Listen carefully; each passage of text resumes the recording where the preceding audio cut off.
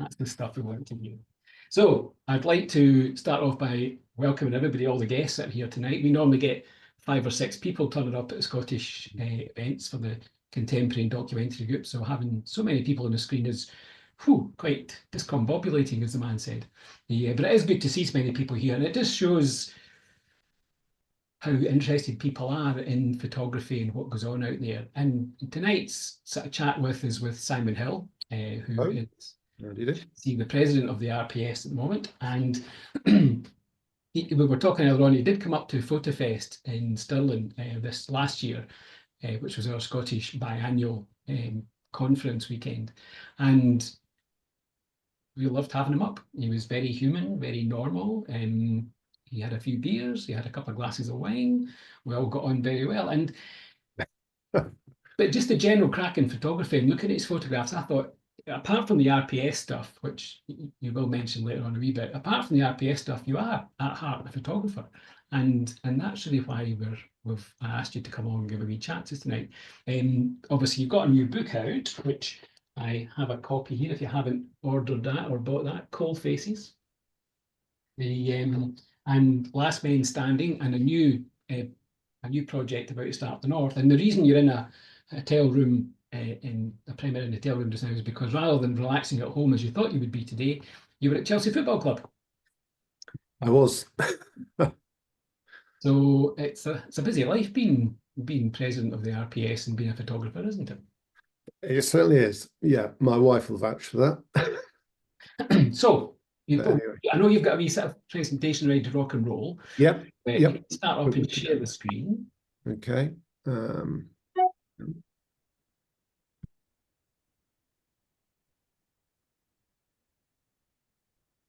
Right. Perfect. Yeah. So everybody else you can keep your cameras on if you want, but if everybody else can mute themselves, then we'll start off and sign. Yeah, I'd actually prefer it if people leave the cameras on, because I hate it when everybody goes down to nothing and it's as if I'm talking to nobody. Yeah. might not be a bad thing. Anyway, thanks very much for that introduction, Stephen. Yeah, it's lovely to talk to Scotland, and really, if ever I'm given an invitation from any of the RPS groups or regions, I always say yes. Can sometimes be a bit of a struggle to find a date that works for everybody, but we generally get there. And what I'm going to talk to tonight is this presentation, which is not quite the journey I had imagined. Now, as you know, the RPS has this strategy of photography for everyone, and we do talk a lot about the journey in photography. So I felt it was only fair for me to perhaps talk about my journey in photography, how I started, what I do, and what I'm going to continue to be doing. So Stephen said, the reason I am in a hotel room, a Premier Inn in Chelsea, is because yesterday I got a call to go and do a photo shoot for the FA. I was there last week at Wembley, this week at Chelsea, to photograph Katie Chapman, who I'm not a footballer. I put my hand up to say I'm not a footballer, but I do work for the FA. And I had to Google Katie, and it transpires that she actually has been involved in winning more FA Cups than any other footballer, male or female. So an incredible woman and sports person, and she was an absolute dream to photograph. She was so nice, no ego at all, lovely person.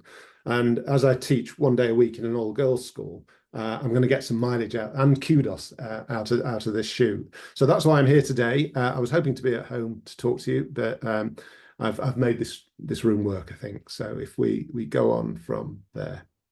Anyway, my story as a photographer starts at -1 years. This is my mum and dad on their honeymoon. My dad's got his Voigtlander camera around his neck. So I was born a year later. And within a very short space of time, less than 3 years, I'd become absolutely fascinated by my dad's camera. He wasn't keen on me using his camera. That was his 21st birthday present. But really wanted my own camera. So on my third birthday, I had a camera, and that is really when my story starts. I'd like to think my dress code has changed. Now I have a bit more responsibility for choosing what I wear, but you know, shorts and blazer matching, it's quite the thing, really. Anyway, so these were the photographs I took with that camera. A couple of years after that, when I was 5 or 6, I had my first real camera, and I say real because it allowed me to change a setting. It was either bright sun or sun, whereas this camera you just had to be what it was, and it was black and white film. And I can remember now, even at that young age, just waiting with anticipation to be driven down by my mum to the chemist's to pick up my pictures, because we took them to the local chemist, and I don't know whether they processed them there or whether they sent them off, but that's where I went to get the little envelope back, and I've still got the negs, so I'm really sort of proud of these pictures. Anyway, fast forward a few years, the photography bug really bit when I was 3. I've never lost it. I've still got it. I'm as enthusiastic now about photography as I was then. So at school, I decided to do O-level photography. Now, it wasn't taught at school, so I had to, I say teach myself, but what I did was enroll in a local camera club. So I joined that when I was 11. And they helped me through my O-level when I got to 14 or 16. And one of the projects that, or for the O-level, you had to do a project for your final piece. And I went to the cattle market in Newark in Nottinghamshire, which is not far from where I lived, and photographed a series of photographs for my O-level.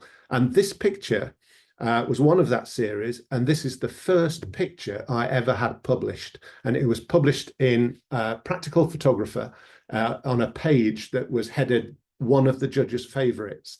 So it was submitted into a competition. It didn't win, but the judges were allowed to pick a favourite picture, and this was that. So that's another picture I'm really proud of, and these are others from the series. So photographing the cattle market. I didn't want to do the obvious thing and photograph the cattle and the farmers with the cattle. And I wanted to concentrate on the people that were there, like the 2 children that were in the previous shot, and the people in this shot, in these photographs. And that's something that stayed with me. I love photographing people. I love meeting people. I love being with people and hearing people's stories. And I would like to have, looking back, think that my photography continued on that route. But it didn't. Which is why this is titled Not Quite the Journey I'd Imagined. I always wanted to be a photographer, but there was a period of time when I deviated from that and went all horribly wrong before coming back to being a photographer. But we'll get onto that shortly. So through this camera club, there was a photographer there. I still remember his name, Philip Elliott, and he was an FRPS. And I had no idea what FRPS stood for, but I knew that Philip was an amazing photographer, absolutely phenomenal. And his photography was black and white. It was high contrast. He's not with us anymore, but he died a few years ago. But it was the inspiration from him that really sort of pushed me into black and white. Sort of contrasted photography. But those letters after his name, FRPS, I thought, right, if he's a good photographer and that FRPS it means that he's a good photographer, then I need to go and get an FRPS. So I asked him, I said, right, how do I do that? And to be fair, he didn't laugh, he wasn't patronizing or anything. And he said, right, first thing you need to do is an LRPS. So he really sort of mentored me through it. And so anybody that sort of talks about camera clubs in a sort of derogatory way, I just don't have time for it. It was the best decision I ever took, was to join a camera club. And the guys and women that were there and the encouragement that they give was just amazing. So these are some of the photographs that form part of my LRPS panel. I was 17 then, and these were shot on black and white film, obviously, processed in the bathroom. And when the family went to bed, I would set up the dart room in the bathroom on condition that I was out of the bathroom by the time everybody else got up for their showers in the morning.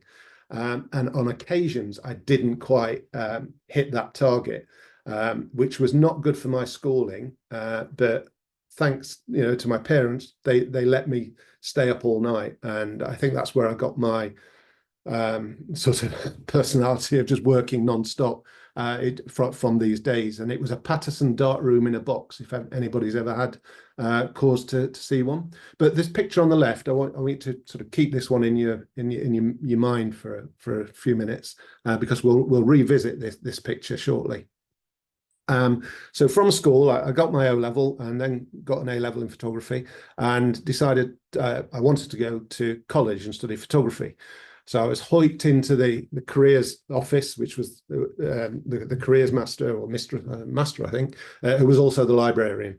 And he said to me, right, well, photography is great. You can have that as a hobby. You can really enjoy it, but it's not a real job. I suppose in a way he was right. It's really hard work to make a living doing the photography that I like anyway. But I persevered and said, no, I'm going to go to college, and I'm going to go to Blackpool College. Now, Blackpool College specialised in commercial photography, and that was my first mistake in photography, because I'm not a commercial photographer or an advertising photographer, not at all. I did it for a while. I think advertising photography gave nothing to me, and I certainly gave nothing back to advertising photography. And this was the sort of thing that I was producing in my first role as an advertising photographer, which was working for Rowntree Mackintosh, which is now part of the Nestle food group. And my job was to photograph Easter eggs. And you'd think, or I thought anyway, that photographing an Easter egg would be a doddle, dead easy to do. But when you're briefed by the art director, they want a certain amount of reflection on the cover. They want a certain amount of reflection on the foil. They want the silk of the ribbon to be in such a way. It's really, really difficult. And you can see the black magic on the right. That was the bane of my life. Absolutely hated black magic, because it was a gloss black box and there was a gold foil emboss around each face. So those metal plates, little bits of tin plate on the tabletop there, were to get just the right amount of light. So whilst I hated doing this sort of work, it did teach me a huge lesson in how to light in the studio. But this shot, this photograph, and I remember this to the day, that it was this shot that made me realize that I had to get out of advertising photography. I just hated it. The girl here was one of the marketing assistants. I think I was dating her at the time. And the guy on the right, he was the export manager. So I was given these two models and this heart-shaped black magic, and told to go to the local pub and ask them if we could photograph this scene. And it is really, I think, the cliche of cliches, this shot. I hated doing it. I'm not proud of the shot, but it did actually send me in a different direction. And that different direction came with me literally going out almost a few days later and buying a second-hand Nikon F3. And I thought, right, I'm just going to do my own photography, still do advertising, but do my own photography. But at that same time, when only perhaps a month or two after buying the F3, a job came up in York, which is where I was based, because that's where Nestle, Rowntree Mackintosh was or is. A job came up at the local archaeological unit, and it paid a fraction of what I was earning as an advertising photographer with the Rowntree. But I just thought, right, I've no commitments, no family, nothing. I'm just going to do it. I'll just go and work for this archaeological unit. And I absolutely loved it. So this is me in my first sort of week or two there. We hired this lift. I needed to get out over an archaeological excavation to photograph it. So looking at this now, they're my legs hanging out of the basket there. You just couldn't do it nowadays. Health and safety would be on you. They'd shut you down, and that'd be that. But we got up to all sorts of tricks to get the shots we wanted. Now you just send a drone over, I suppose. But anyway, absolutely loved it. And this really sort of set my career going in a slightly different direction. These are some of the photographs that I did there. So it was back into the studio again, bringing the Easter egg photography expertise onto different archaeological artifacts. This was one of the most exciting ones. It might not look exciting to you, but it's very exciting to me. It's an Anglo-Saxon helmet from Coppergate, which is a Viking site, which is where the Jorvik Viking Centre was built. Beautiful piece of work. But whilst I was at the Archaeological Trust, I decided that I was now going to go for that fellowship that I wanted to do as a child at the Camera Club. And fellowships then, I think, were easier to get than they are now, by a long way. So I'm not suggesting that these are indicative of a standard that would get a fellowship now. I don't think they are. But they were processed by me, printed by me, and this was in the applied category, which the photographs that were taken had to be for a purpose, not necessarily a commercial purpose, but a purpose for the photography rather than just for my own sake. So I used to do map covers for Ordnance Survey. This is one from York. I included one of those. And this is where, if you remember back, I asked you to sort of remember that photograph of the skull that I did for my LRPS. I brought the same technique to play here. This is shot on what was 3M slide film, which is 1000 ASA, which, no, 1000 ISO now. Very, very grainy, quite sort of pastel-y colours, but it was perfect for this. This was a wraparound book cover, so the beaver skull was on the front, and the sort of swirly water was on the back of the cover. But I'll just tell you I'll just digress slightly on this one, because I must tell you a story, and I tell you now, this is absolutely true. No word of a lie. It's 100% truth. When I was photographing this, it was on the North York Moors in a beck underneath Filingdales, which is the early warning system. They used to be golf balls, and now they're pyramids on the North York Moors. So I pulled up my car, got out, went down to the water to photograph this skull, and literally within 5 minutes, 2 police cars arrived. The policeman came down, said, "Why have you stopped here? What are you doing? You're not allowed to stop here." And I said, "Well, there's no double yellows, and I'm just photographing this." Thankfully, one of the policemen was a keen photographer. So once I'd explained and talked to him about the equipment that I was using, he said, "Well, okay, so make sure you're quick." And I turned around to carry on taking the pictures, knocked the skull off of the rock into the water, and the teeth fell out. And I couldn't get the teeth to stay back in. So I've got the teeth out of the water anyway, but couldn't get them to stay back in. So I said, right, I need some bubble gum or some blue tack, something like that to hold them in. So I went back to the car. I hadn't got anything. And then a lorry came down the road, down the hill into the bottom of the dale. I saw it coming. I waved him down. I said, "Look, mate, this is what I'm doing. Have you got any bubble gum or blue tack or anything that you do?"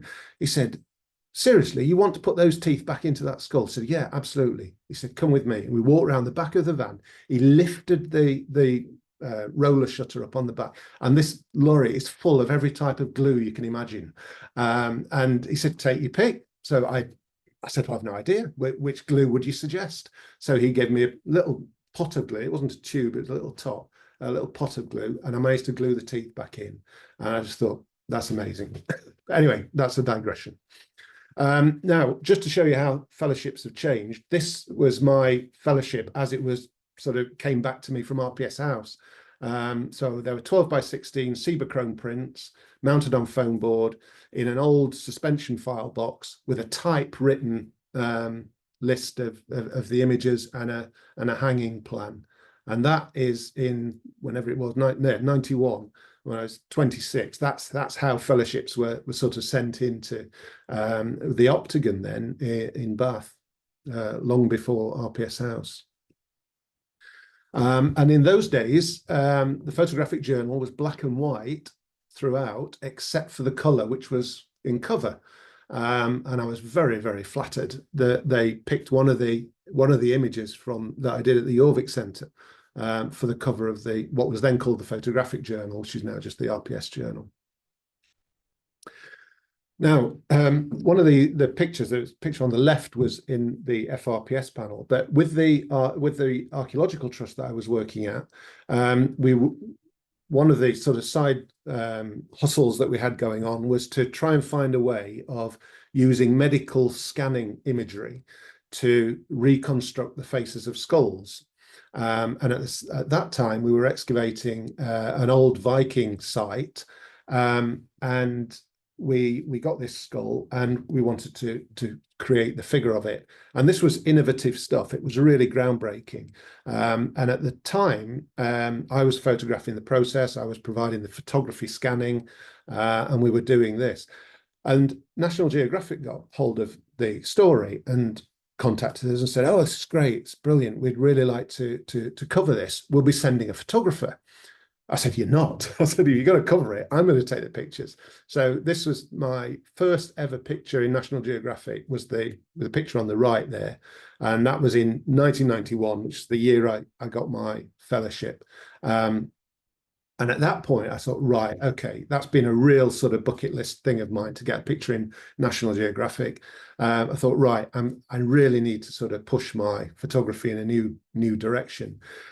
But it was also a bit of a crossroads. I really got sort of enmeshed into archaeology and sort of cultural heritage. And for some reason or other that I still haven't been able to fathom, I almost put photography away completely and went down a museum design front route. And I set up a company called Vidar Media to design museums, just like we'd done at the Jorvik Viking Centre. And these are some of the projects. Oh, there's a bottom left, look there, National Football Museum we did in Manchester. So, and I still say that I don't know much about football, which is true, I don't.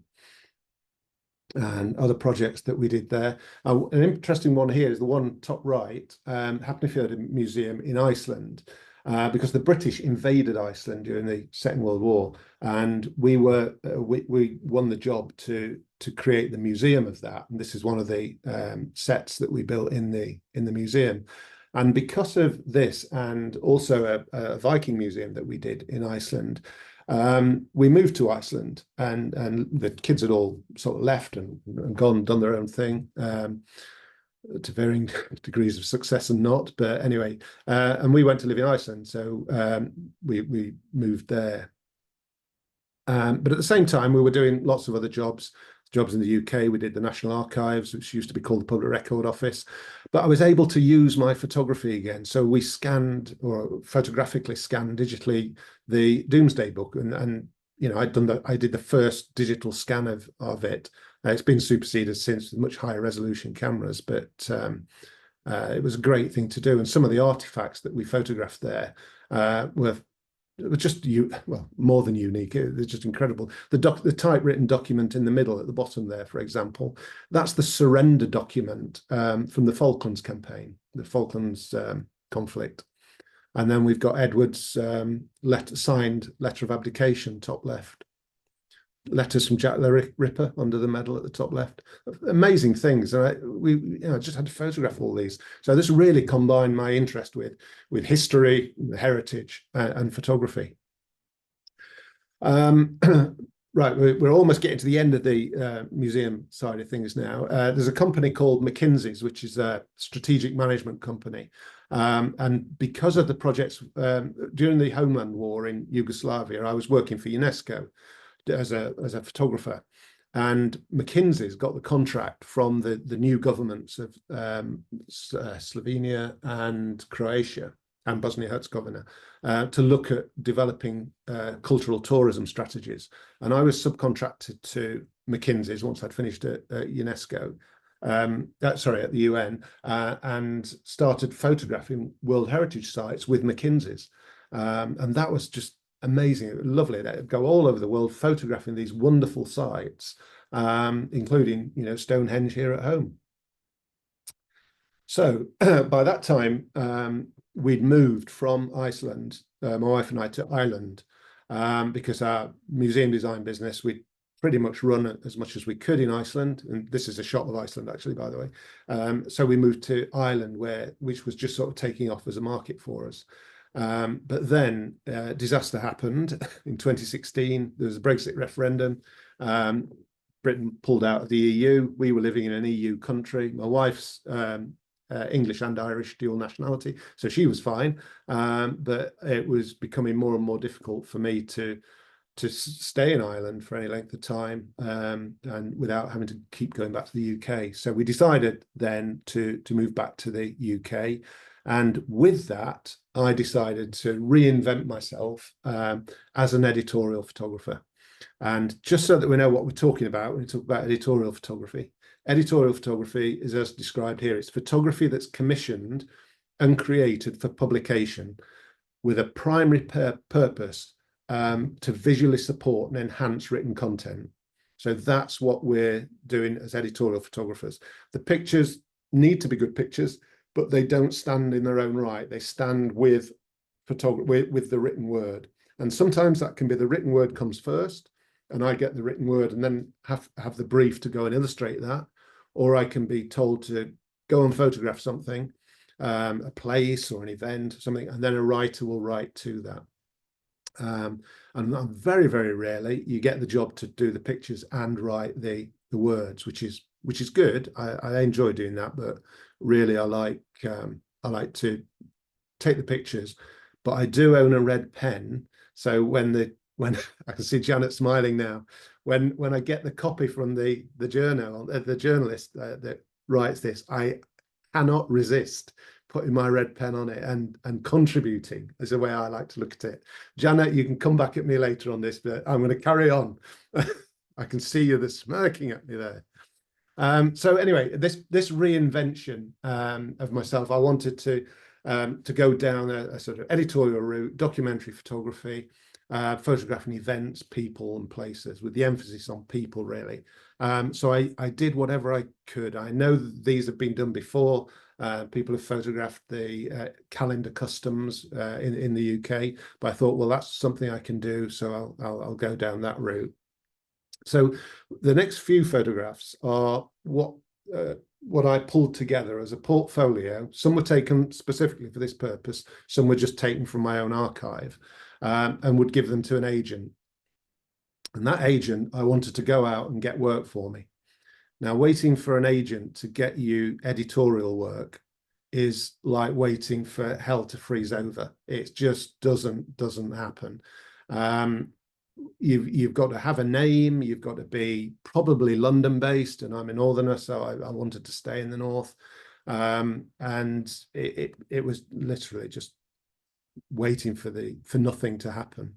And I'm just sort of going through these fairly swiftly. Oh, this is an interesting one. I'll just digress slightly here. I worked for National Geographic in Vietnam on a barge that was over a wreck. It was excavating a wreck for the Vietnamese government, and National Geographic were the co-sponsors of it. And I was the photographer on that expedition. And we'd get shore leave every sort of week or so.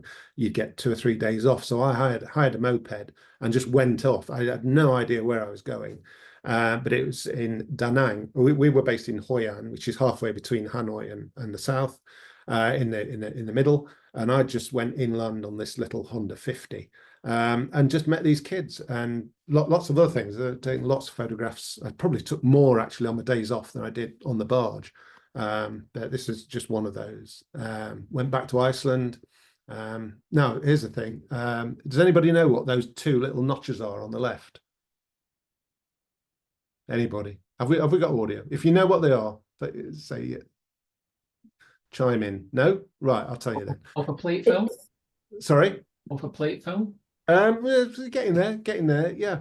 Well, the 2 notches on the left, and I put this, or a picture similar to this, in a camera club competition in Harrogate, which is where I live now. And they just said, oh, obviously there's an error here. You know, you meant to put a black border on and it's not quite worked there. And the 2 notches are on Hasselblad film cameras. The manufacturers cut in these 2 notches so that in the early days, well, not the early days, the later days of film, the picture editor would know that the shot was taken on a Hasselblad because of these 2 notches. So they would say, oh, well, that's going to be a better shot because it's taken on a Hasselblad.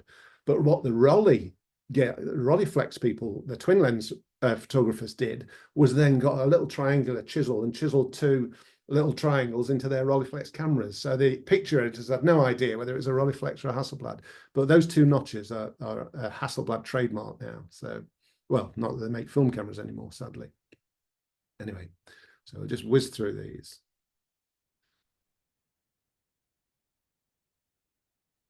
Oh, this was yeah, I had to photograph. This was a commission actually from the Irish Times when I was living in Ireland. And I had to go and photograph this solar eclipse in Inchydoney Island, which is in West Cork, which is where I was living near in Inchydoney. And I went there, beautiful clear sky, went there, ready to do it. And then just as the sun was coming over, this cloud bank built in front of the in front of the sun. I thought, oh, this is a disaster. How, unfortunate is this? But thankfully, it actually worked in benefit. It was almost like a neutral density filter, so that I could still get the shape of the landscape and everything around there, and I could get that crescent. I didn't actually, you can't actually see the disk of the moon there. Well, you can just a little bit, but not enough, especially when it gets into newsprint. But it sort of came together. And just at bottom right there, that's my wife and my neighbour's son, who were literally told to stand there and do not move until I tell you. They were very, very accommodating. So anyway, so yeah, and another thing, this was the first commission I did for Observer, the Observer magazine, which was the Road World Cycling Championships in 2019, which was an absolute washout. So they wanted a double page picture to sort of close the story off. This was the men's final, and coming up the hill to the finish on one of the laps, but it was just pouring with the rain. So I don't know whether you can see how big you've got it on your screen, but you can see the rain, the water being sort of sprayed up to the riders. And I just liked the umbrellas. It just says to me, this is a wet event and it's cycling. So that was a successful picture for me. Now, I've always taught, once I graduated in photography, I've always wanted to teach and sort of pass on the skill of photography and really the love and passion of photography. And one of the photographers I use in my teaching is Arnold Newman's work. And he did a project for the Sunday Times called The Great British, where he photographed some of the great men and women, mostly men, but there were a few women in there. It wasn't a very good spread actually, but anyway, he photographed, but you had to be great. These were the great Britons, the great British. So we've got James Callaghan here, photographer and designer, Cecil Beaton there on the right. And at the same time as using this, I came across a book, this one, England in Particular, in one of these discount bookshops. I think it's like a couple of quid or something. And I thought, oh, this is great, all about the heritage of Britain. I bought it, sort of started flicking through it. I'm a devil for buying books without sort of looking through properly. But anyway, I took it home, looked at it. No pictures in there, no photographs in there at all. Just a few line illustrations. So all these things that make England, these quintessentially English things, were not illustrated apart from probably a few dozen line works. So I had the idea. I thought, well, okay, I like this book because it catalogues everything. Everything's in its right place and A to Z. It's nice and ordered, which I like things that are ordered. And I liked Arnold Newman's work of the Great British. And I thought, well, what about taking the themes that are in England in particular and doing a project called The English in Particular, and just photographing ordinary people who do sort of ordinary things, but that are quintessentially English things, according to this book. So these are some of them. Top one, and this book is ordered, A to Z.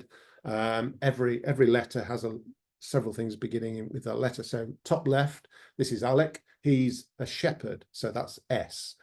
Then I can't remember the guy's first name, but his surname is Graysbrook, I think. The middle one on the top row. Whenever you see in the newspaper a guy with a giant cauliflower or cabbage or onion, it's usually this guy that they're photographing. So this is giant vegetables. So G. A for allotments is next to it, and it goes on. And I try to get an equal split here of men and women. So a dry stone waller, I'm desperate to get a woman dry stone waller.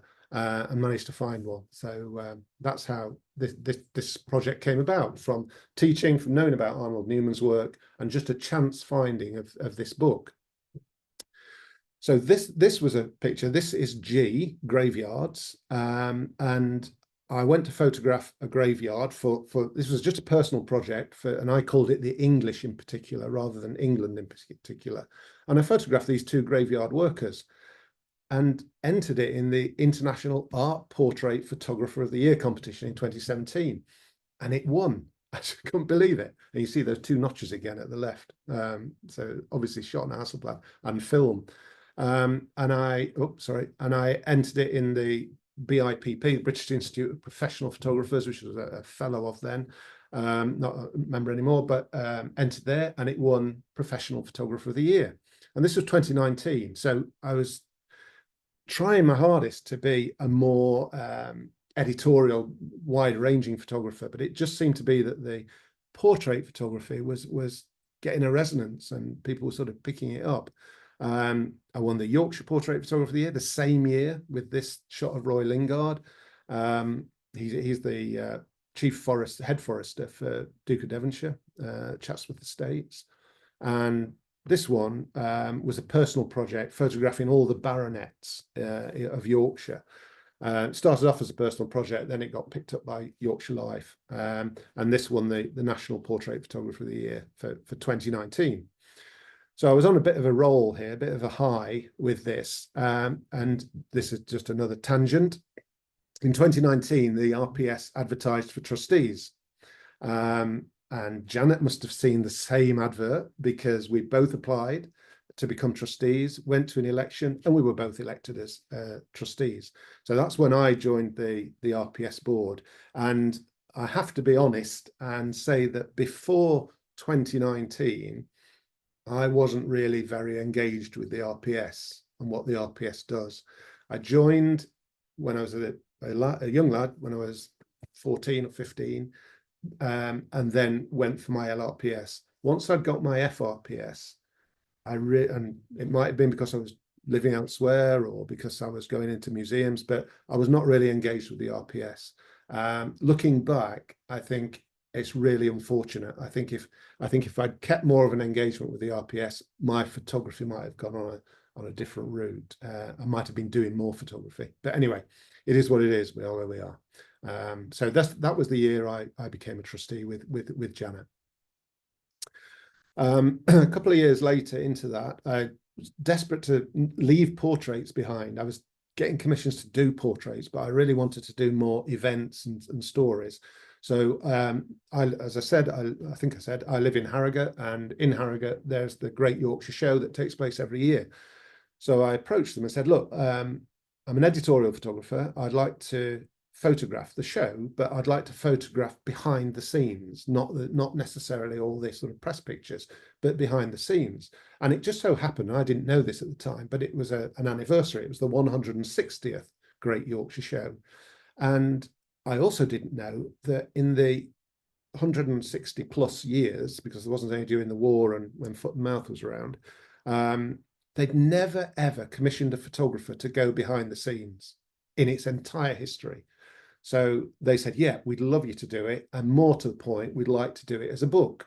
I said, fine, absolutely fantastic. We'll do it then. So I got a AAA pass and an access all areas pass, and I could literally go anywhere on the showground, behind the showground, into the kitchens, into the veterinary areas, anywhere. The Princess Royal, Princess Anne, wrote the foreword to the book. The Duke of Devonshire did the preface for the book, and it was wonderful. It was a really good project, and it really sort of got me some exposure, which made me move on. So these are some of the shots. So you can see that they're not the straightforward sort of press shots.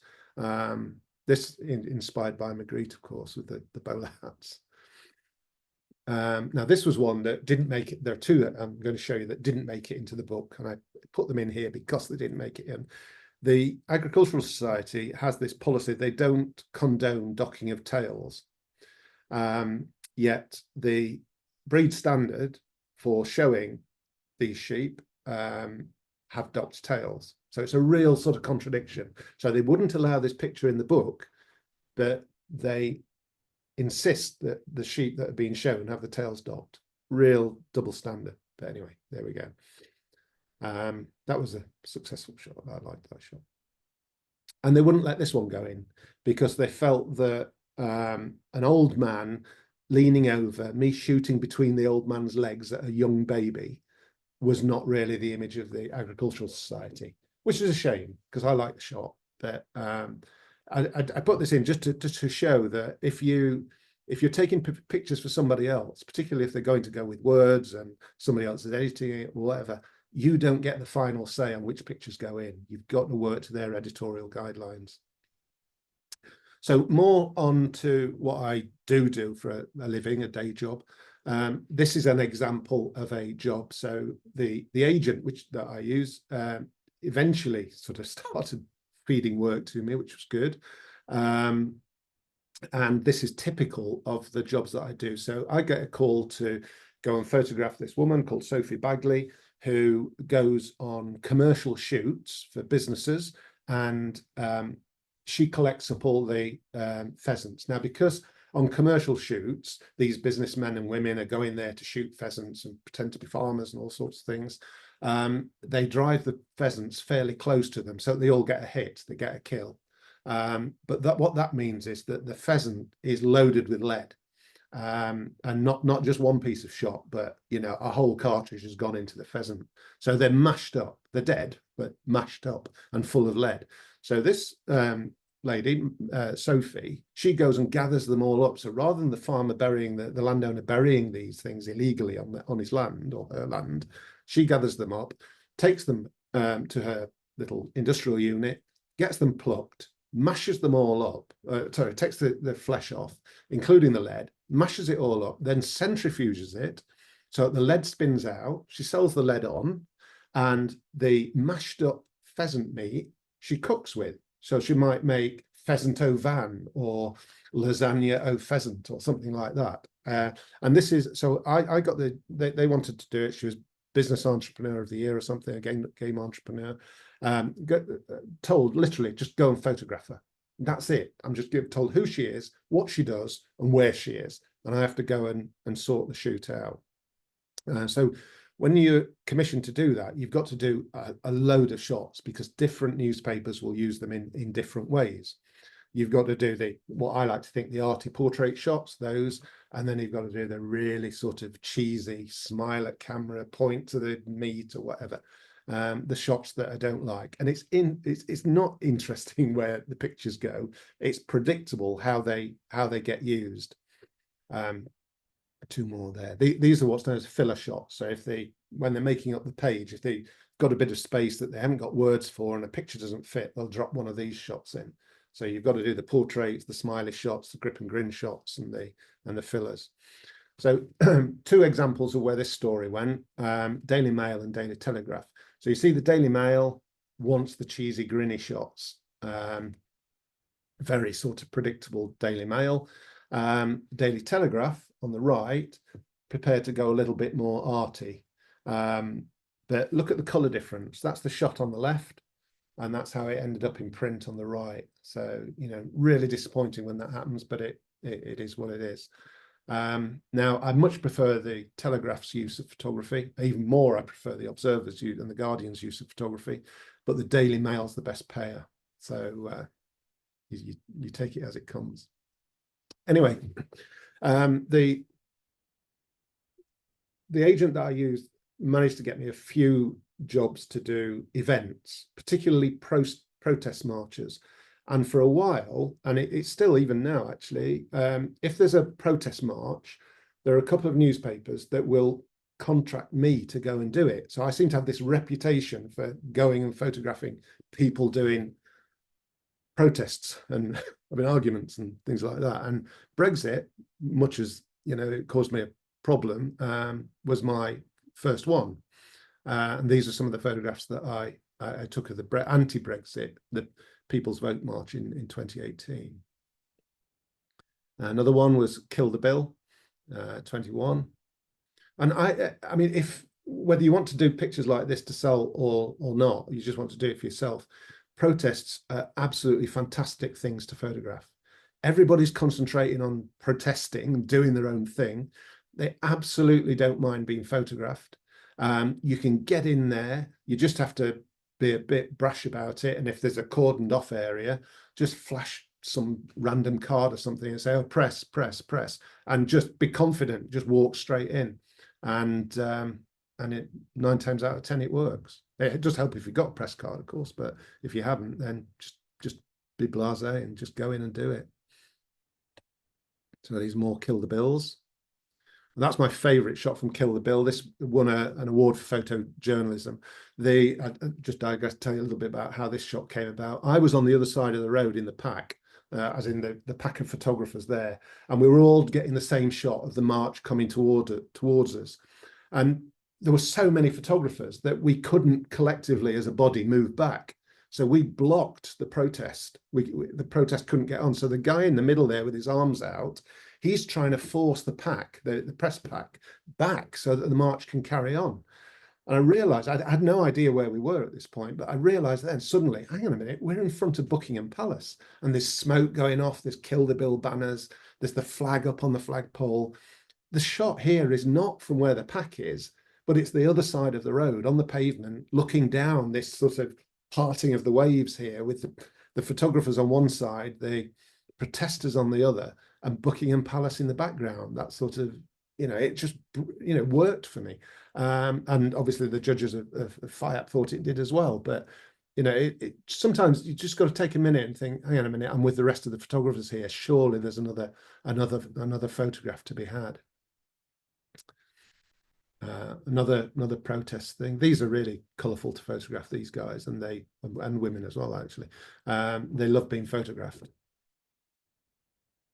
The guy on the right here, I think he's a Sikh, is he? Or something.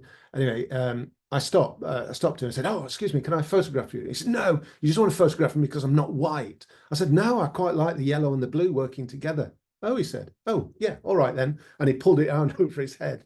And that's another thing, approaching people to be photographed. If you just approach them and talk to them, they're great. They very, very rarely do you get hit or pushed or abused in any way.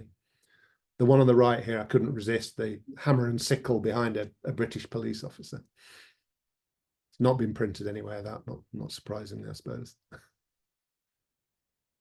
Just quickly whiz through these. These are just shots that I did. In fact, I was coming back from an RPS event somewhere and coming through Nottingham, and I noticed the Goose Fair was on. So I thought, oh, I'll just stop. I've always got a camera somewhere in the car. I just thought, oh, I'll just do some stuff there, which is always good. Same fair, Goose Fair again. Oh, another brief 23. This was obviously when Israel and Palestine started off. There were a lot of marches in London, so I got commissioned to go down and photograph these. English Defence League. This was these obviously made an appearance at the pro-Palestine march. Again, you can get really into the middle, into the thick of things, and yeah, you might get pushed or shoved a bit or threatened, but nothing really happens. I suppose being 6'4" and a bit helps, but either way. So that's Chief Rabbi and Eddie Marson there. This was at this was another a Palestine-related or a Gaza-related thing. This was the March Against Anti-Semitism, 23. And that was the closeout presentation shot that I thought they'd use that shot quite big, but here's an example of, this was the Jewish News. Obviously, we're very big to pick up the story on this. I do their photography, and that's how they use the pictures. But they didn't use the night shot at the end, which was a shame. I thought that was the better shot. But again, you see, you have no real control over what happens to the pictures.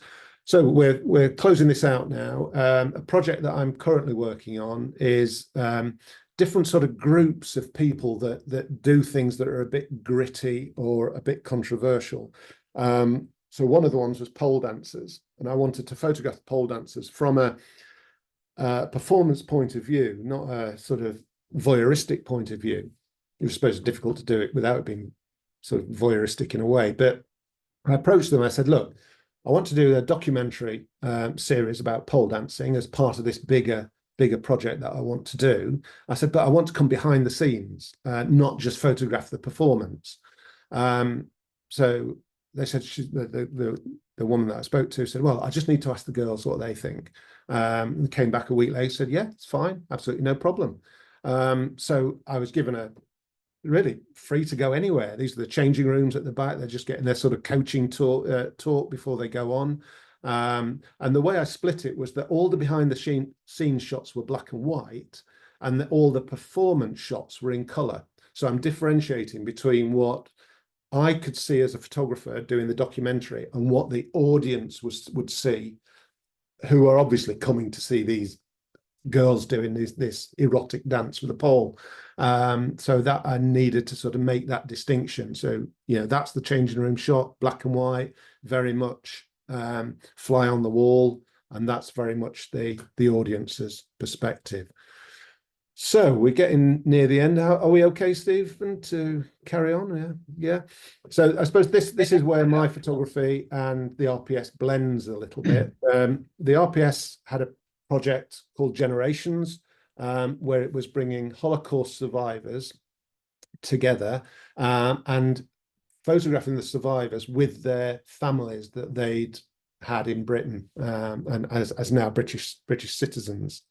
And they were the sponsors. So Jewish News, again, who I've worked for before, the Fed I've worked for, Imperial War Museum I actually designed for. So it was interesting that all these were coming, and the RPS, of course, that was involved. I'm involved with, and all these photographers were invited to photograph these generations. So there's some great names there, you know, Gillian Edelstein, Frederick Aranda, Tom Hunter, Karen Knorr, Michelle Sank, Carolyn Mendelsohn, you know, big names in photography. But it was interesting. One of the photographers on there, you'll see the fourth one down, Arthur Edwards, who was the Sun's royal photographer. Now, when I started, I missed this bit out actually. Before I went into advertising, I was very briefly in news. And my first news job, I found myself standing next to Arthur Edwards, so I didn't know who it was. And I was saying, you know, what are you doing? Where are you standing? What are you doing? He says, are you new at this? I said, yeah, first job. He said, right, well, follow me then. And that was the first and last time that I'd met Arthur Edwards. But he is a legend and very, very respected in sort of royal photography circles. But whilst we were doing this job, he got his fellowship. He submitted his portfolio, got his FRPS. So when the exhibition opened, as president of the RPS, I was able to present him with this and recount this story of what happened. So it's a lovely sort of circling of things happening, which was, you know, lovely to return the favour, I suppose, in a way. But it wasn't a favour in that he got his FRPS for nothing. He did submit his work. This was a photograph I took of all the survivors together, which is the largest, and this was only done at the opening just as a sort of casual thing, but this is the largest gathering of Holocaust survivors in recent years. We said we couldn't actually work out how long it was, but unfortunately more than a third of these, and this was taken only a couple of years ago, a third of these are now no longer with us. So it is a declining market or audience. That was tell you this one as well. We went to the opening at the IWM, and I thought, right, I've got to get a picture for the RPS on this because it's an RPS project. The RPS hadn't sent a photographer. You can't believe that the RPS was Photographic Society didn't send a photographer. Anyway, I said, right, look, I need to go and take a picture as the princess arrives, and then I'll go back into the lineup to meet her and what have you. And I just can't believe it. Even to this day, I forgot to take a flash gun. So I'm shooting on what was it? I think it was either a D5 or a Z9, and I thought I have no flash. I mean, there's all these photographers flashing with their flash. Mine's just going to look so flat and dull.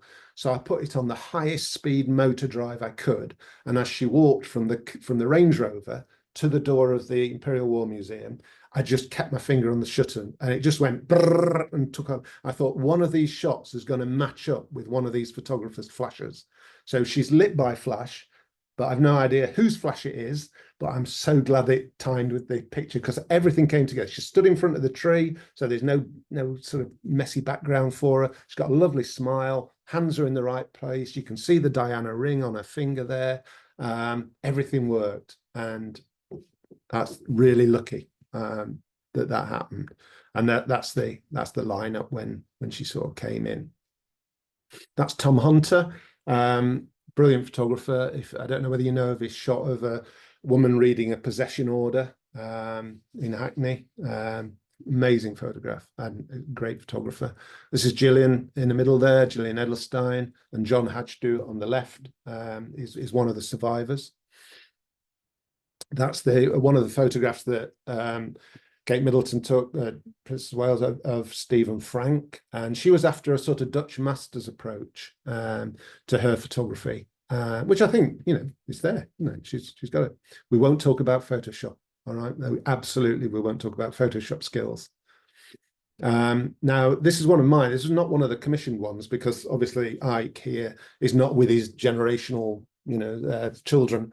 But when I photographed them, I wanted to do my own photography as well as the one that was briefed into the exhibition, and I wanted to use film and I wanted to use black and white. So I said to Ike, I said, look, I'd like to photograph you on your own. Do you mind? He said, no, I'm not. I said, well, the only problem I've got, Ike, is that the shirt you've got on is really, really noisy. It's really patterned. I said, have you got anything that's perhaps simpler or plain coloured? He said, oh, I'll go and have a look, because I went to his house to do it. So he went into his bedroom and came back with no shirt on, got his Star of David round his neck, and he got two shirts, one in each hand, a brown one and a black one. He said, will one of these do? And I said, Ike, look, you've no shirt on at all. That's the shot. Do you mind if we do it? He said, well, I've never been a naked model, but I'm 92. Yeah, let's start. So we did that shot of him. And the reason I like this shot is, one, because the fragility of him without a shirt. He's got his Star of David. He's obviously Jewish. His eyes are dark and peering out of shot. The background is black, but the number that's tattooed onto his arm from Auschwitz we're not making a big thing of it. It's there if you look for it. So I really like that shot from the series. But from the commissioned work, this is the one I like from it. This is Gerda Rothberg, and I went to visit her in her flat with somebody from the Jewish Association in Manchester, which is where she lives. And we went in, and she was doing some sewing. And I talked to her for about an hour and heard her story. And her story is that her mother and her father was a tailor in Poland, and their family was rounded up, and they were all going to be taken off as a family. And her mother had arranged with the postmistress that when they were being marched out of their town to the rail track to be taken off to the concentration camps, she said, I'm going to throw Gerda through the hedge to you. And the postwoman said, right, I'll put her under my skirt and walk off with her.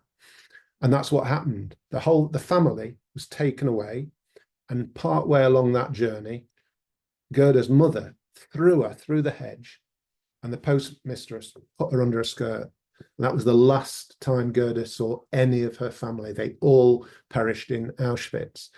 But interestingly, when she came to the UK, came to Britain during the war, straight after the war, sorry, she went into the rag trade and became a seamstress. So when I met her, she was doing the trade that her father did. Now, the only item that she came away with from occupied Poland to Britain was her father's tape measure, which is now in the Holocaust Museum in Newark, in Nottinghamshire. So I photographed her with her own tape measure, but just in the environment of her own flat. And behind her are the photographs of all her family, her British flag there over to the left. There's a picture of Lady Diana. She's really, really embraced Britain. And I just think that everything that's going on in that picture, when you read the narrative that was written for the exhibition, it all makes sense. And that was when the exhibition moved from London to Imperial War Museum, Manchester. So they're eight of my pictures there. Carolyn Mendelssohn's picture on the right, and just the doorway on the left, the other side of the doorway, on the left of the doorway, are the Princess of Wales pictures. So it was a really nice event. And this is, and then obviously the media picks up the pictures. These are some more of my pictures here. These are the Generations ones. So there's Ike, you see, top right, the one with the tattoo on his arm, and that's with his family. He's been made a freeman of the town. So he's there in the town square. And the reason I photographed him in the town square is because he was lined up with his family, and the Nazis literally said, right, you go that way, you go that way, you go that way. And this was in the town square. I can't remember the name of the town in Poland or Germany, I can't remember. But he was sent off on his own in one direction, and his entire family were taken off in the other direction from the town square. And that was the last time he saw his family. So he's photographed in his adopted town in Britain with his family behind him. So again, there's a story to each one of these pictures. Oh, that's a behind the scenes shot of me doing the black and white series that I did for myself during the shot on a Hasselblad black and white film. And they were my 12 survivors that I photographed. And in a way that I wanted to photograph them. I think that just tells so much of their faces and things. But anyway, and what came out of that job was, because the photographs that I'd taken for the FRPS exhibition, the Generations exhibition, were seen by Warner Brothers. And so Warner Brothers contacted me and said, look, we're doing this film about Nicholas Winton, who was the inspiration or the brainchild behind the Kindertransport to bring children out of Czechoslovakia. It's called One Life, with Anthony Hopkins. Anthony Hopkins plays Nicholas Winton, and Helena Bonham Carter plays his mother. And I don't know whether you remember, you may have seen the That's Life program where Nicholas Winton is in the audience, and Esther Rantzen said, if there's the person to your left, Sir Nicholas, you helped rescue, and he's very great, amazing, and so is the person on your right. And then Esther Rantzen says, would anybody in the audience who owes their life to Nicholas Winton please stand up? And the entire audience stood up. They were all the children that he'd rescued from Czechoslovakia. An amazing piece of television, and it's a really good film. If you've not seen the film, I suggest you see it. And I for Warner Brothers and for the National Portrait Gallery, I photographed 12 of the Kindertransports who are now, British citizens. One of them, Lord Dubs, Labour, I think he's a Labour peer. And he did the Dubs Amendment, which safeguards children in conflict zones. So he's quite a character. These are the ones I did for Warner Brothers. That's how they were used in the Observer. And that's Jewish News. Obviously, they picked it up. Oh, that's 11 of them. 11 of them there, yeah. And the National Portrait Gallery took them into two of the pictures into their permanent collection, as well as the pictures were exhibited at National Portrait Gallery, and they decided to have two of them taken into their collection, which is Lord Dubs there and Vera Schofield, which is the one I'm holding there. So, how are we doing time? Are we still all right? Yeah. Everybody's still here, so you crack on. Yeah. Okay, we're sort of beginning to close out now. We're bringing it up to the present, so thanks for bearing with me. So Last Men Standing then is a project that I mentioned earlier that I teach photography. I teach modules on BA and MA courses, and I also teach 1 day a week as a teacher in an all-girls school near York. I teach art, photography, and graphics. But one of the students at the Northern School of Art, who was doing an MA in creative practice, but choosing photography and film, as in photography and movie film, wanted me to be their mentor on this. So I went to meet the guy. We met up at a gallery and so on. And he explained this project that he wanted to do, which was to interview the last men in the last shifts of the last collieries in East Durham. This guy, Russell, is from East Durham. And I said, it sounds amazing, really a wonderful project. You know, I'd love to help you through it. So he said, well, I want you to do more than that. I wonder if you do portraits of them and he'll do the film. I said, yeah, absolutely. Well, we'll do it together then. And he said, well, I've never made a film. So will you show me how to make a film? So I said, right, okay, we'll do a film. I mean, this is condensing down quite a long discussion into a minute or two. So this is what this project, well, the way that project panned out is that I ended up doing the portrait photographs of the last miners to mine the last shifts. And Russell wanted to direct this documentary film about it. So what we agreed was that I'd do the photography then. So this is one of the guys in the film. And these are the pictures that are in the book that Stephen held up at the beginning called Coal Faces. It's not just my book. There's a whole series of photographers that have covered miners before, during, and after the miners' strike. So this is just one series in that book. So these are some of the miners.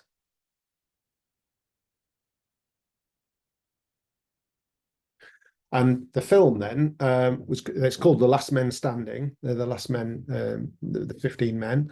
And what we decided was that we'd let Russell would direct the film. So he'd decide on the creative direction for the film, and I would produce it with him so that he would learn direction skills and then he'd learn production. And the difference is, if anybody's not clear, is the director decides the artistic direction.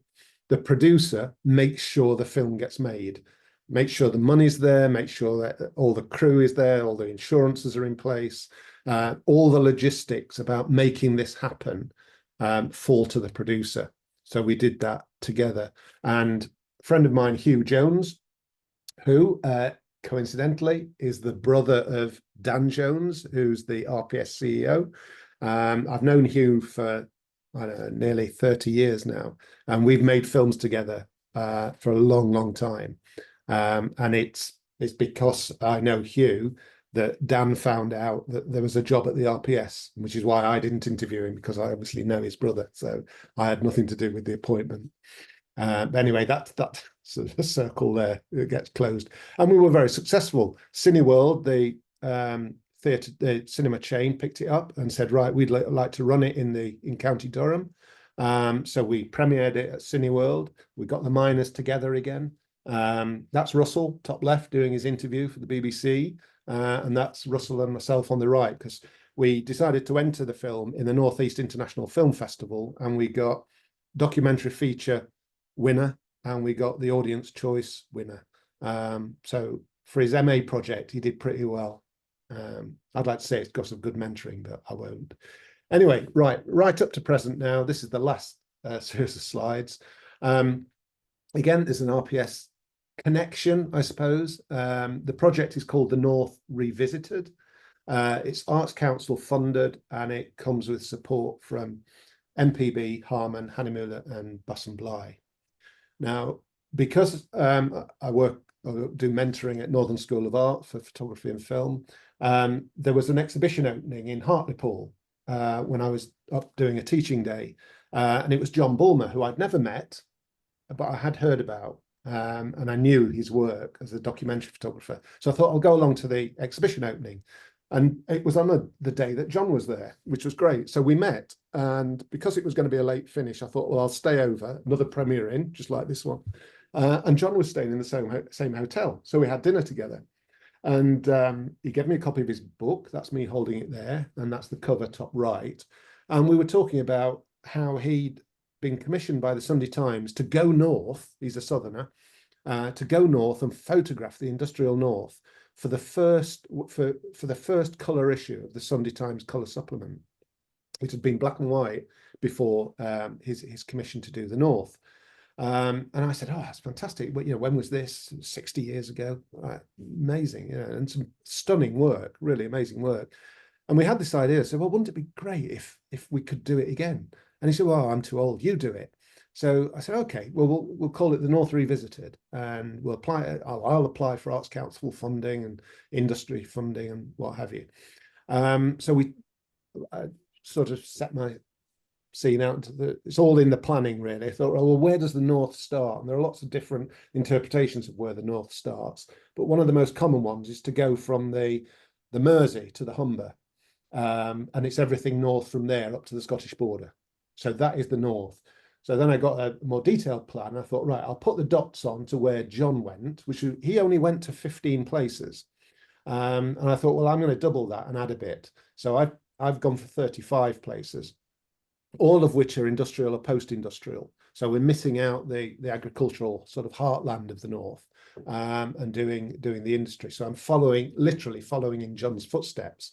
And I'm not taking the same photographs that he took, but from where they are today. I'm just going to those same places and photographing them as I want to photograph them. So it's my project, it's my interpretation of the North. And there'll be people that say, oh, you've done it in this way or that way. And well, that's fine. I'm doing it in my way. He did it in his way. That's great.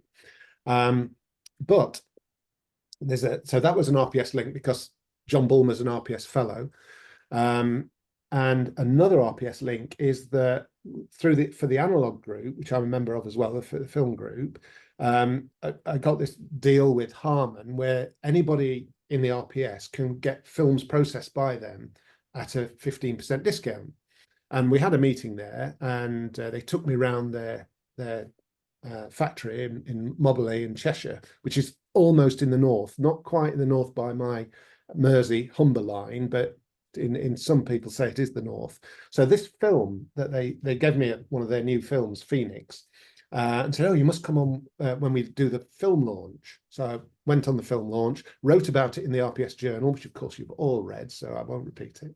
And they gave me a role of this film, and it's fantastic. It's got a real sort of grain. It has halation. It's really crude as a film. It's very experimental, but it gives a wonderful analog aesthetic. And obviously John photographed in analog because there was no digital then. And I thought, well, I'm going to use this for that. It's a northern film. I'm going to photograph the north with a northern film.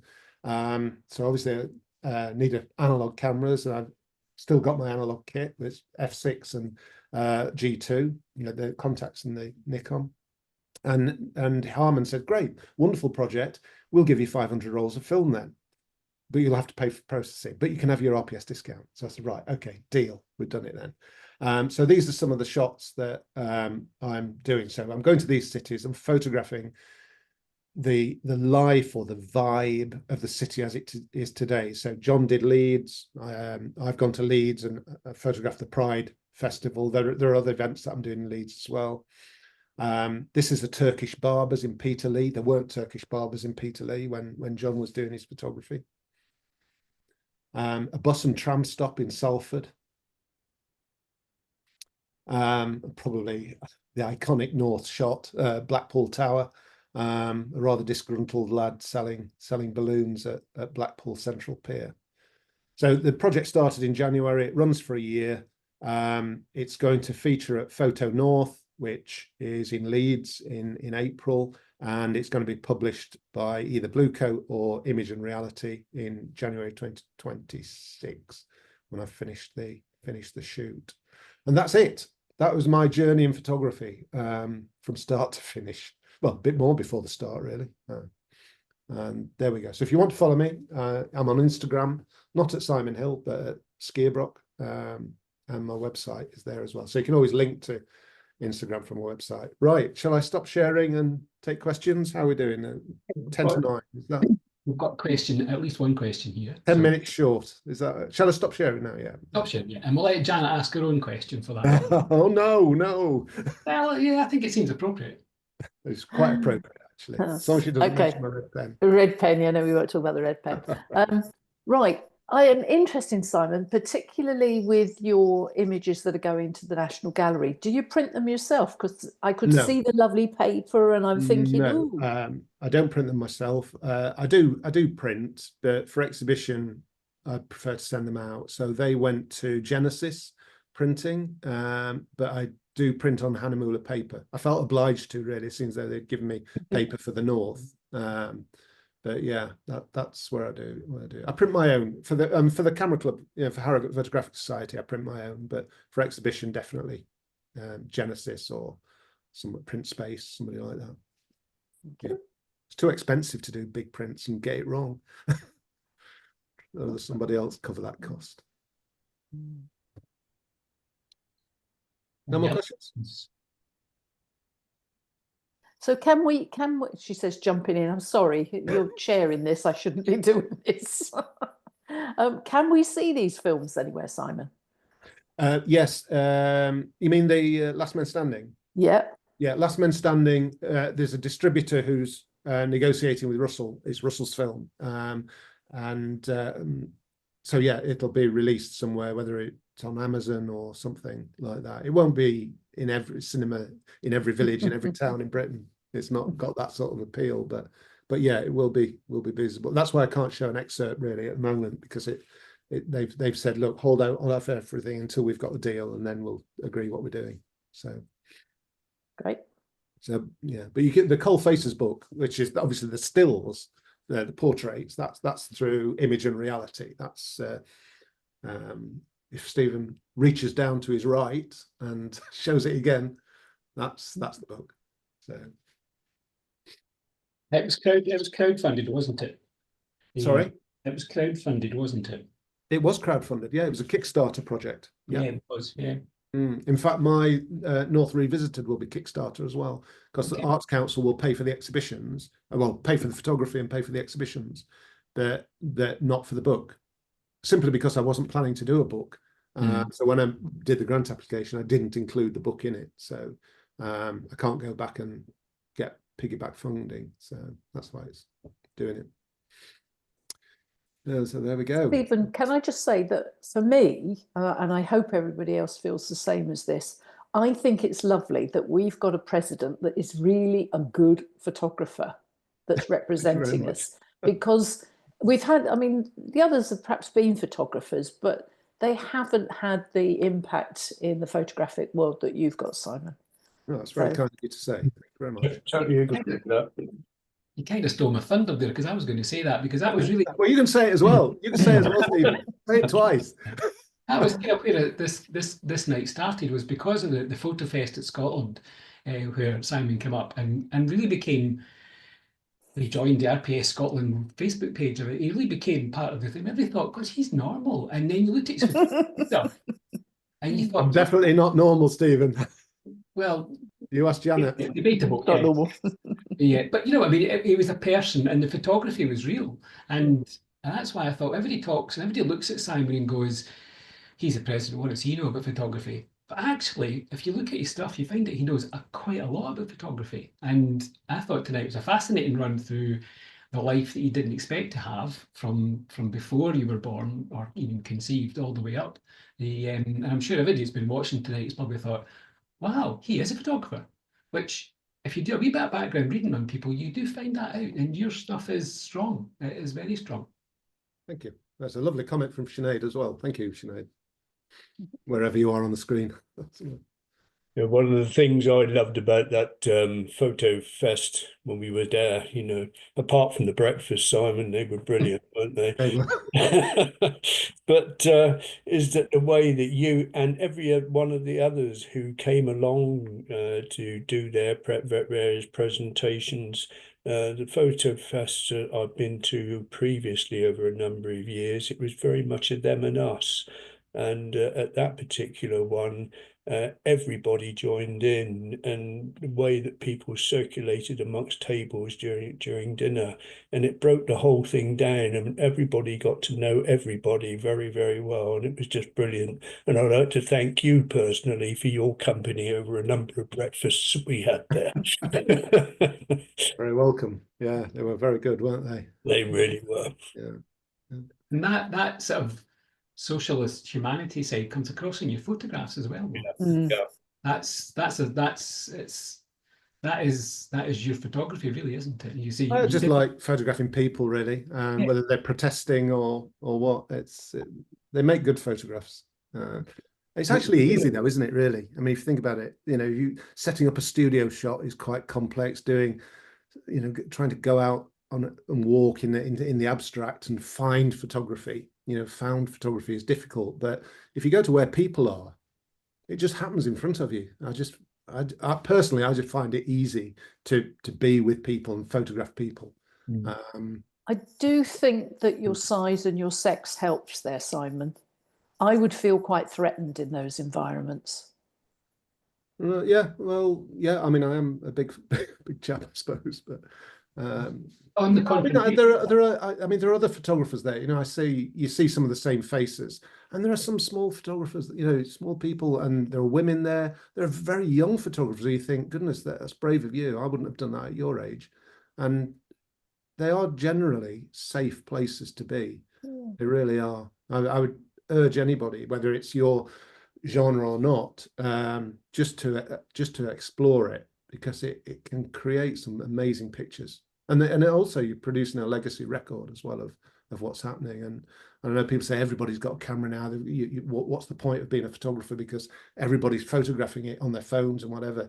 I think if you can get a perspective on something and get your own shot and get a relationship with those people, even if it's only over a few minutes, you know, you're going to come away with something which will transcend what somebody will get just snapping on an iPhone or another camera. It's worth, just give it a go once, you know, see what happens. But if you get thumped, don't sue the president. Oh, he said go and do this. But no, I'm sending you my hospital. Simon said it was safe. Yeah. And do you, yeah, said it was safe. did we record, guys, the fact that the president told us that we can just flash any card and say we're the press? Yeah, no, there is a, I think I'll show you one. We flash our RPS cards with that. Got mine. There is you can apply if you, there's that, can you see that? Well, you can't see it. Yeah. There's a press card that you can get that's legitimate. But I carry two cards actually. You're still recording, aren't you? There's the press card, which is legitimate, and that has a police statement on the back, so that if you ever stopped, you can say, look, I'm kosher. I shouldn't say kosher, no. But then I carry that one as well, which if anybody's in fear. Yeah, I got one of those. Yeah. On the back, it says the bearer of this card does not take photographs for commercial gain. So if they say, oh, no commercial photography here, mate. No, sorry. You say, I'm not, no, I'm an amateur. Look, this. And I put that one at the front. So I always carry both. Well, I've dropped them now. I've got either of them now. So there's tricks to it. Hedging your bets. Hedging your bets, exactly. Covering all bases. Yeah, good stuff. Good stuff. Yeah. Thank you, Mary. See you. I can't see you on the screen, but Mary Crowther. Bradford will appear in the north. Oh, there you are. Yeah. Oh, Yorkshire Sculpture Park. Lovely. Yeah, Bradford will appear in the north, guaranteed. How could it not? Yeah. So, any more questions from anybody? Comments, quite a few thank yous and all that stuff. Well, I would like to thank everybody that came along tonight and joined us in the Scottish Contemporary documentary. And I'd really like to thank Simon for a real romp through a real interesting life. And I'm a golfer, and there's a lot of questions about golf and things about golf. And one of the ones was Gary Player once got asked, you know, it was a real good bunker shot you played, but that was very lucky of you at that point. And he looked at the question and he said, yeah, and the more I practice, the luckier I get. So you might say there's a bit of luck involved in some of these shots, but you can't be lucky unless you practice. And you can't be lucky unless you've got that wee bit of eye in the first place. So you obviously have that. And thank you for sharing all that stuff with us tonight. No, it's been a pleasure. It's lovely. So if there is anybody here from another region or group, RPS group, and you know you want me to talk to them, or even whether it's this presentation or something different, more than happy to. So yeah, especially if you do breakfasts like Sterling, I'll even come in person. Anyway, there we go. So lovely. Thank you very much indeed for inviting me, Stephen. Thank you, Simon. It was our pleasure. Brilliant, mate. And I would say to everybody else before they all disappear to watch Traitors, which you're all probably going to watch, is if you do come on to some of the Scottish things in the future, you'll see in a couple of weeks' time we've got a book club night.